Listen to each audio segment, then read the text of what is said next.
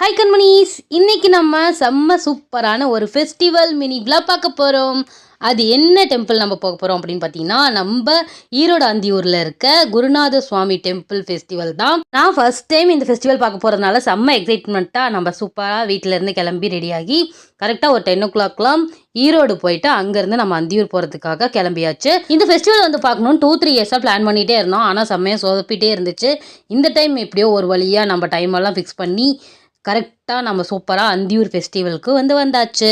நாம் போகிற டைம் வந்து பார்த்திங்கன்னா கரெக்டாக மதியம் டைம் வந்து ஆயிடுச்சு, ஒரு 12:30க்கு மேலே. ஆஃப்டர்நூன் டைமாக இருந்தாலும் கிளைமேட் வந்து நல்லா இருந்துச்சு அப்படின்றதுனால நம்ம பைக்கில் ட்ராவல் பண்ணுறதுக்கு ஈஸியாக இருந்துச்சு.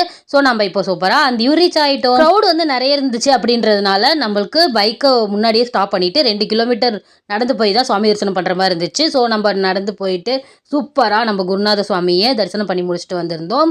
அப்புறம் வெளில வந்து பார்த்தா இவ்வளோ பெரிய தேர் வந்து 2 தேர் வந்து இருந்துச்சு. செம்ம அழகாக இருந்துச்சு. ஃபஸ்ட் டைம் பார்க்கும்போது அவ்வளோ பிரமிப்பாக இருந்துச்சு. அவங்களையும் சூப்பராக தரிசனம் பண்ணி முடிச்சுட்டு இந்த தேர்லாம் ஈவினிங் டைம் தான் வந்து இழுப்பாங்களாமா.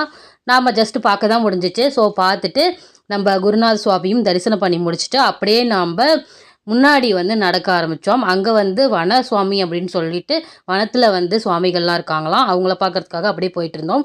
போகிற வழியில் பார்த்தா தான் இந்த மாட்டுச்சந்தை, குதிரை சந்தை இது எல்லாமே பார்த்துருந்தோம். ஃபஸ்ட் டைம் பார்க்கும்போது அவ்வளோ எக்ஸைட்மெண்ட்டாக இருந்துச்சு. ஃபஸ்ட் டைம் இவ்வளோ மாடுகளையும் ஒன்றா பார்க்கும்போது செம்ம ஹாப்பியாக இருந்துச்சு. அப்புறமா நம்ம அப்படியே நடந்து போய்கிட்டே இருந்தோம்னா இந்த மாதிரி பிளேயிங் கேம்ஸ் நிறைய இருக்கும்ல, எக்ஸிபிஷன்லலாம் இருக்க மாதிரி செயின் வீல்டு, ரோலர் கோஸ்டர், அப்புறம் கப் அண்ட் சாசர், இந்த மாதிரி எல்லா வகையான கேம்ஸும் டிஃப்ரெண்ட்டான லைட்ஸ் எல்லாம் வச்சு செம்ம சூப்பராக இருந்துச்சு பார்க்குறதுக்கு. இந்த மாதிரி கேம்ஸ்லலாம் நான் பார்ட்டிசிபேட் பண்ணி ரொம்ப வருஷங்கள் ஆகுது. சின்ன வயசில் மட்டும்தான் இந்த மாதிரி செயின் வீல், இந்த கப் அண்ட் சாசர் இதிலெல்லாம் போயிருக்கேன்.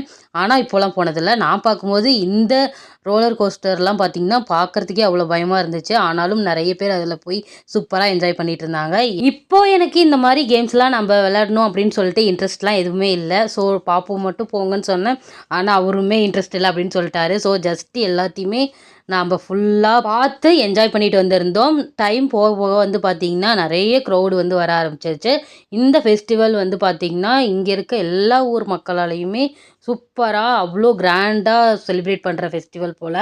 அந்த மழை வந்த டைம்லையும் பார்த்திங்கன்னா அவ்வளோ ரஷ் இருந்துச்சு. இந்த ஃபெஸ்டிவல் பார்க்குறதுக்கு நம்ம 1 day ஃபுல்லாக ஸ்பெண்ட் பண்ணால் தான் ஃபுல்லாகவே நம்மளுக்கு எக்ஸ்ப்ளோர் பண்ண முடியும். நம்ம சேலம்லேருந்து இந்த ஃபெஸ்டிவல் பார்க்க வந்திருக்கோம் அப்படின்றதுனால கொஞ்ச நேரம் மட்டும் டைம் ஸ்பெண்ட் பண்ணிட்டு சீக்கிரமாகவே கிளம்பியாச்சு. நீங்களும் இந்த மாதிரி சூப்பரான ஒரு ஃபெஸ்டிவல் போயிட்டு ஃபேமிலியோட என்ஜாய் பண்ணணும் அப்படின்னு நினச்சிங்கன்னா இந்த ஈரோடு அந்தியூர் ஃபெஸ்டிவலை மறக்காம விசிட் பண்ணி பாருங்க. இந்த ஃபெஸ்டிவல் இந்த வீக் எண்டு வரைக்குமே நடக்கும். வீடியோ பிடிச்சிருந்தா லைக் பண்ணி ஷேர் பண்ணுங்க. பாய்.